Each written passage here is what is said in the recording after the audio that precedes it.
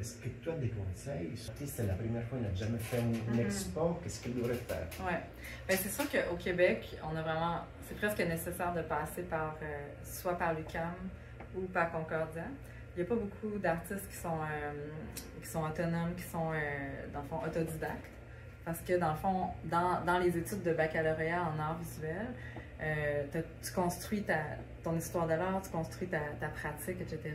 Donc, je pense que pendant qu'on fait le bac, moi, j'ai fait le bac à Concordia, puis j'ai utilisé beaucoup les espaces pour mettre mes œuvres en valeur, pour tous les ateliers. Quand tu es à l'université, tu as tout. Ça coûte presque rien. Tu peux expérimenter de la sculpture, tu peux expérimenter des choses que tu ne ferais pas normalement. Puis, c'est à ce moment-là que, dans le fond, tu te construis et tu fais des critiques. Donc, tu vas présenter des œuvres, tu vas entendre des conseils, des modifications de la part des autres élèves et des professeurs. Donc, moi, je dirais que c'est vraiment, on ne peut pas s'en sortir vraiment sans passer par une école d'art. Puis, une fois qu'on est inscrit dans une école d'art, c'est de se dire comment on peut tirer profit de tout ça.